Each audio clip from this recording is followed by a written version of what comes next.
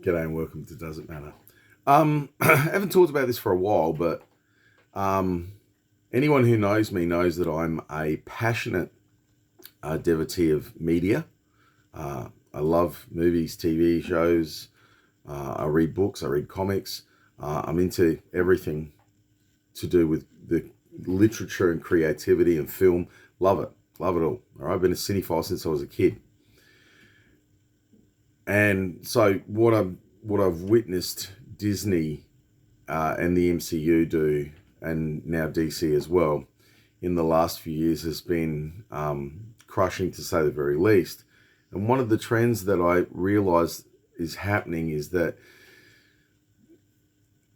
for those of you who aren't familiar with the comic book industry, which tends to feed, and books in general, that the literature tends to feed media.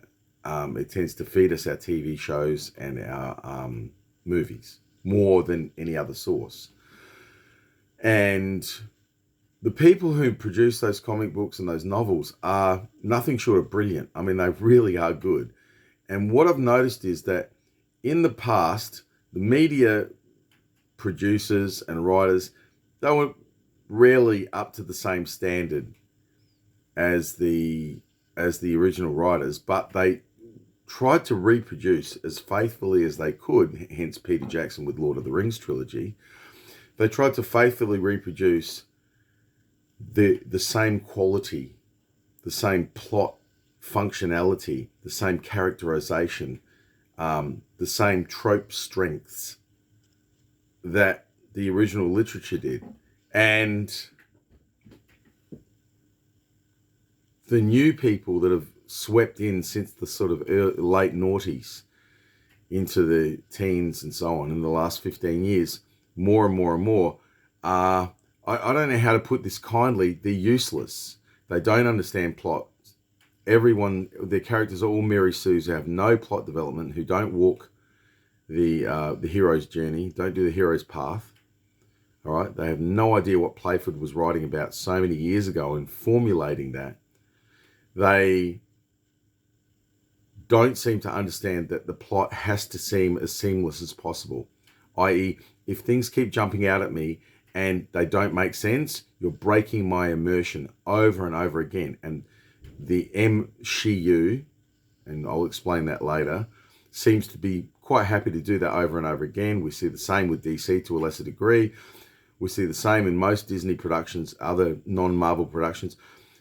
They're quite content to simply engineer a particular character. They'll race swap, they'll gender swap, and there's nothing essentially wrong with doing either of those things if it doesn't violate the core integrity of the plot of the story itself.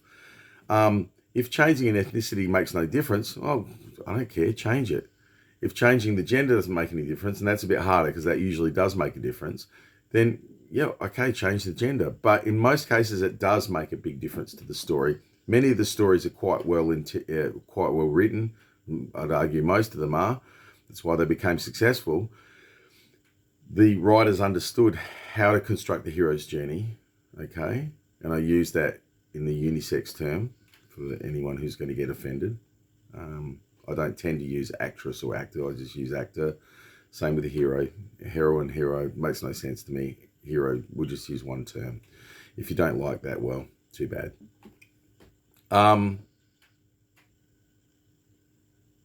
They don't seem to understand how to mesh a plot together so that I just drink it in and keep flowing with it. They don't seem to also understand the relative strengths and weaknesses of characters and villains. They don't seem to understand that a villain has to actually be a serious threat in a variety of ways. And the more ways in which you can make a villain a threat, make a villain dangerous, and even sympathetic, so that's a really good.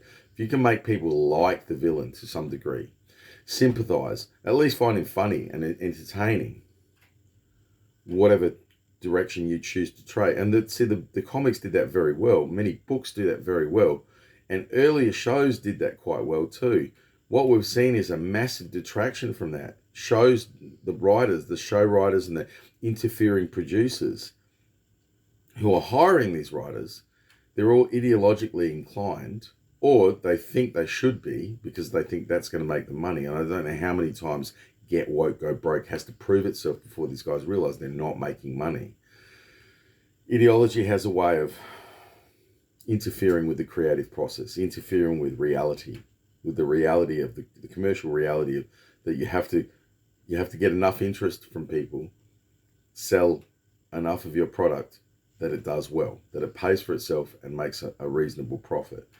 And because these places like Disney are so ridiculously wealthy, it's going to take a long time. It's beginning to sink in now. I suspect another year or two before it really starts to bite, that they can't keep producing these clunky, progressive, ideologically driven plot styles and characters. No one's interested in them. They're boring as hell. Echo is a disaster. They ruined Obi-Wan completely, changed him in a way that is entirely inconsistent with who he was and who he was becoming, if you follow the plot lines, the temporal lines. He was already very powerful and already quite an advanced Jedi during when Obi-Wan is set, when Luke's just a baby or a small boy. He didn't suddenly turn into a Grand Master. That's a long process, and people who write stories understand that. The Obi-Wan's been a Grand Master for a long time, like probably decades. He was already, when Qui-Gon died, one of the most accomplished duelists and Force users, defensively anyway, in the entire Jedi fraternity, or I guess not fraternity, community. So they just changed that and made him hopeless, and he couldn't use the Force, and he was all shaken up. You don't get to be a master, let alone a grandmaster, with that kind of cognitive dissonance occurring. It didn't make any sense. To those of us who understand it, and it's like millions and millions of people, it made no sense. Hence Obi-Wan's dismal failure. And it's been cancelled now. So show after show shows these people don't understand the core material. They don't understand the characters. They don't know how to mesh a character into a working plot fairly smoothly. They don't know how to make things consistent. They don't know how to make things plausible at all. Echo, being the ancestor of some ancient dryad god, nature god Gaia thing, which they also had in Secret Wars, with ill-defined powers and ill-defined origins, so they can just spread it any way they want, so they can do whatever they want. They can add whatever they want in to the character when it suits it. It doesn't gel. It doesn't gel. Is the idea potentially plausible? Yeah, it's potentially plausible. The implementation is dog shit. And the other thing too is you've got to be really careful when you introduce magic. We have a basically female taskmaster, Echo's original skills from the comic books, that she can echo anyone, hence the term Echo. A good enough skill on its own to make her a superhero, at least a street level superhero, like Daredevil and such. But she is now given all these ill-defined powers that she uses sometimes once or twice. Once again, it's an example of people enjoy stories because they're categorized. They're plausible within the explanation of that universe. None of that in Echo is true. None of that occurs in Echo. It's just ill-defined. It's loosely tabbed together with lots and lots of potential caveats and ways out, so they can add more stuff in if they want to. It's the cook that is pretending to be a cook, but that really doesn't know how to cook. So they're just throwing stuff together, constantly changing the flavors and the textures, hoping to get it right eventually.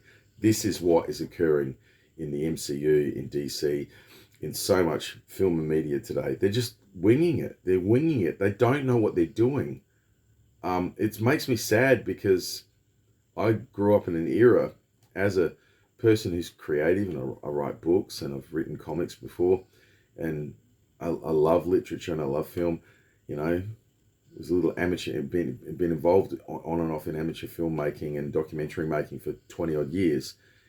it's sad to watch an industry where there's so many people you admire who are way better than me at what they do, and then watch that industry derogate and enterprise into a pile of shit where most of the people in it couldn't lick my boots, and I am not special.